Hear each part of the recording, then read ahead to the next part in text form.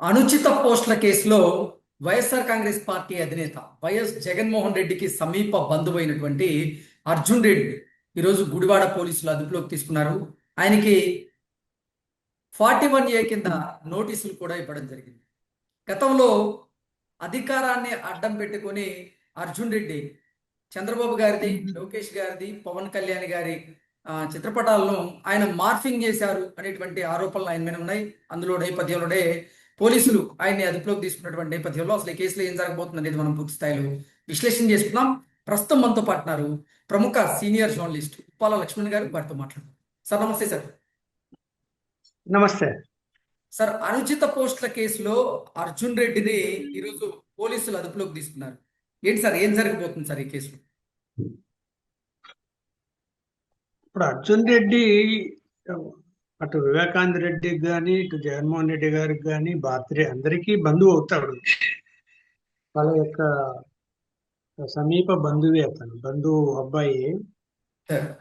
అయితే ఏంటంటే జగన్మోహన్ రెడ్డి గారు అధికారంలో ఉన్నప్పుడు దాదాపు అటు భారతిరెడ్డి గారి బంధువులు కానీ ఇటు జగన్మోహన్ రెడ్డి గారి బంధువులు కానీ బాగా రెచ్చిపోయారు అనమాట. అంటే అధికారం మన చేతిలో ఉంది, మన ఇష్టం ఏం చేసినా కూడా చెల్లుతుంది అనే పద్ధతిలో ఒక అహంకార పూరితంగా వ్యవహరించారని చెప్పక తప్పదు.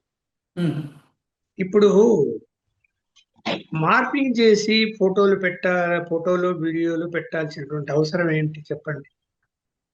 ప్రజాస్వామ్యంలో ప్రజలు నిర్ణయిస్తారు గెలుపు ఓటములు, వీళ్ళ చేతిలో ఏం ఉండదు. మార్పింగ్ చేసి అవన్నీ పెట్టినంత మాత్రాన జగన్మోహన్ రెడ్డి గారికి మైలేజ్ వస్తుందా, లేకపోతే తెలుగుదేశం పార్టీకి మైలేజ్ తగ్గిపోతుందా? జనానికి ఇవాళ అన్ని అర్థం చేసుకుంటారు, అది మార్పింగా నిజమా కాదా అబద్ధమా అనేది వెంటనే చూస్తూనే తెలిసిపోతుంది. అదంతా పిల్ల చేష్టలు తప్ప, పిల్ల చేష్టలు అహంభావం ఇందాక నేను చెప్పినట్టు. దాన్ని కంట్రోల్ చేయాల్సిన బాధ్యత ఎవరిది? అప్పట్లో జగన్మోహన్ రెడ్డి చేశాడా? చేయలేదు. ఇంకా ఆయన ఆనందం పొంది ఉంటాడు. ఓహో ఇలా పెట్టారా, ఇలా చేశారా, ఇలా పరువు తీస్తున్నారా తిని అనేటువంటి పద్ధతిలో ఉన్నాడు కాబట్టే రెచ్చిపోయి అవి పెట్టుకుంటూ వస్తున్నారు. సరే ఇవాళ దొరికాడు, పారిపోయాడు విదేశాలకు ప్రభుత్వం వచ్చిన వెంటనే. సరే లుకౌట్ నోటీస్ కూడా ఇచ్చారు ప్రభుత్వం. గుడివాడ పోలీస్ స్టేషన్ లో కేసు ఉంది, ఇవాళ శంషాబాద్ పోలీస్ స్టేషన్ లో పట్టుబట్టారు. సరే నోటీస్ ఇచ్చారు, చట్ట ప్రకారం ఇండియాకు వచ్చాడు కాబట్టి ఇంకా తప్పించుకునే అవకాశం అయితే ఉండదు. మళ్ళీ లుకౌట్ నోటీస్ ఉంది కాబట్టి ఇంకా ఇతర దేశాలకు పారిపోయే అవకాశమే లేదు.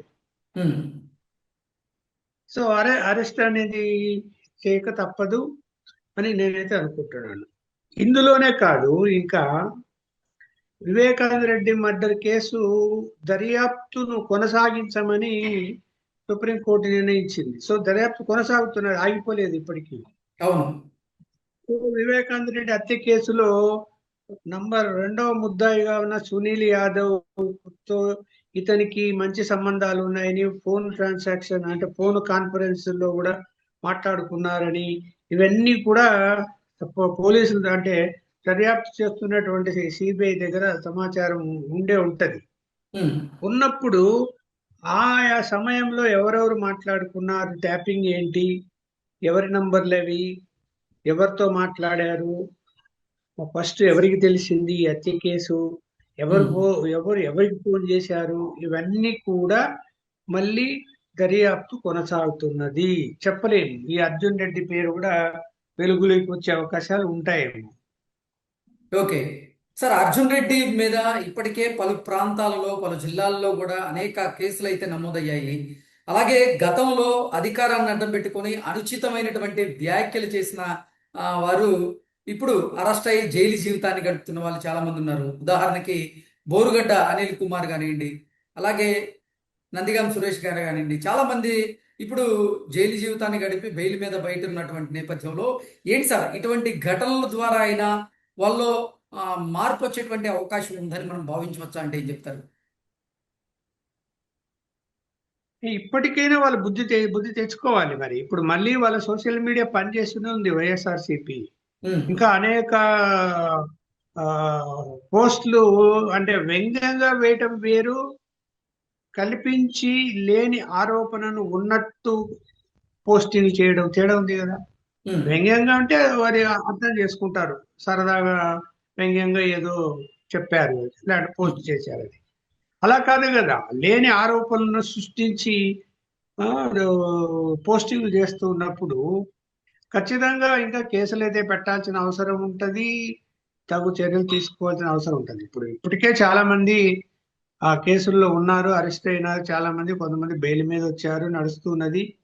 ప్రభుత్వం అయితే ఇట్లాంటి వాటిని అంగీకరించకుండా చర్యలు తీసుకోవడం అనేది మొదలు పెట్టింది, మొదలు పెట్టాలి కూడా. ఉమ్. అది అందరికీ వర్తిస్తుంది, ఒక వైఎస్ఆర్ సిపికే కాదు, ఇతర రాజకీయ పార్టీలు కూడా అలాంటి పోస్టింగ్లు పెట్టకూడదు అనేది నిర్ణయించుకోవాలి. అవును. అంటే అనుచితమైనటువంటి వ్యాఖ్యలు చేయడం ఎవరు చేసినా తప్పే కదా సార్. అంతే కదా, ఎవరు చేసి తప్పే. ఈవెన్ అధికార పార్టీ, ఎన్డీఏ కూటమి పార్టీలు చేసినా కూడా తప్పే. ఉమ్, వాస్తవాలు చెప్పండి, ఎవరు వద్దనరు. సోషల్ మీడియా ఉన్నది దేనికి, వాస్తవాలు చెప్పాలి. ఇప్పుడు ఉమ్, అవతల వాళ్ళు వ్యక్తీకరించి ఏదైనా పోస్టింగ్ పెట్టినప్పుడు ఉమ్, అధికార పార్టీ మీద, ఎన్డీఏ కూటమి మీద, దానికి అది కరెక్ట్ కాదు ఇది కరెక్ట్ అని చెప్పి వీళ్ళు మళ్ళీ మళ్ళీ సోషల్ మీడియాలో పోస్ట్ చేస్తే మంచిదే. ఉమ్, అలా కాకుండా వాళ్ళు ఇలా పెట్టారు కాబట్టి మనం ఇంకొకటి పెడతాము అని చెప్పి, ఇప్పుడు మన పొలికిప్పుడు చూసాం కదా, ఆయన మీద ఒక పోస్టింగ్ వచ్చింది. ఉమ్. పోస్టింగ్ వచ్చినప్పుడు అది మార్పింగ్ అన్నాడు అని, నేను కూడా మార్పింగ్ చేస్తా అని చెప్పి పోయి అతను కూడా మార్పింగ్ చేసి పెట్టాడు. అది కరెక్ట్ కాదు కదా. ఎగ్జాక్ట్లీ. నువ్వు మార్పింగ్ జరిగింటే నువ్వు పోలీస్ కంప్లైంట్ ఇవ్వు, కేసు పెట్టు, పోలీసులు దర్యాప్తు చేస్తారు, అరెస్ట్ చేస్తారు. ఉమ్, నేను కూడా మార్పింగ్ చేస్తానంటే, అంటే ఒక మర్డర్ చేస్తానంటే, చేశారు అంటే నేను కూడా మర్డర్ చేస్తానంటే సమాజం ఒప్పుకుంటుంది, అది ఒప్పుకోదు కదా. ఉమ్. అంటే జుగుప్సాకరమైనటువంటి మరి పోస్ట్ పెట్టినా, జుగుప్సాకరమైనటువంటి వ్యాఖ్యలు చేసిన, అనుచితమైనటువంటి వ్యాఖ్యలు చేసినా ఇక సహించేది లేదు అంటూ గతంలో చంద్రబాబు గారే ఆ, కొన్ని సందర్భాల్లో చెప్పడం జరిగింది.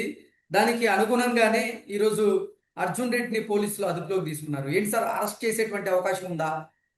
నెక్స్ట్ ఏం జరిగేటువంటి అవకాశం ఉందంటే ఏం చెప్తారు? ఖచ్చితంగా అరెస్ట్ చేసే అవకాశం ఉంటది. ఇప్పుడు 41 నోటీస్ ఇస్తారు, రమ్మని పిలుస్తారు. పిలిచినప్పుడు మామూలుగా క్వశ్చన్ చేస్తారు, సరైన సమాధానం ఇస్తే ఇస్తారా చెప్పు. ఇవ్వరు. తప్పని చేసిన వాడు సరైన సమాధానం ఎందుకు ఇస్తాడు? ఉమ్, ఇవ్వనప్పుడు అరెస్ట్ చేయక తప్పదు కదా. అరెస్ట్ చేసే అవకాశాలే ఎక్కువ ఉన్నాయి. లుక్అవుట్ నోటీస్ వరకు వెళ్ళిందిరా అంటే కేసు సీరియస్ గా ఉన్నాడు కదా. ఉమ్. అరెస్ట్ అయితే ఇప్పుడు బయటకు వచ్చేటువంటి అరెస్ట్ అవకాశం అయితే లేదు కదా సార్. చెప్పలేం. కోర్టుల్లో న్యాయస్థానం అంటే ఏంట్రా పలు అంటే ప్రాంతాలలో అరెస్ట్ చేసిన తర్వాత పలు ప్రాంతాలలో కూడా కేసులు నమోదైనటువంటి నేపథ్యంలో గతంలో మనం చూసాం. కొంతమంది అరెస్ట్ అయిన తర్వాత వారికి బెయిల్ రావడం, మళ్ళీ వేరే కేసు మీద అరెస్ట్ అవ్వడం, ఇవన్నీ మనం చూసాం. అలాగే ఉంటది. ఇప్పుడు కొన్ని కొన్ని కేసులు బలహీనంగా ఉంటాయి, సరైన ఆధారాలు ఉండవు, అందులో బెయిల్ వస్తుంది అనుకోండి. బలమైన ఆధారాలు ఉన్నటువంటి కేసులో బెయిల్ రాదు.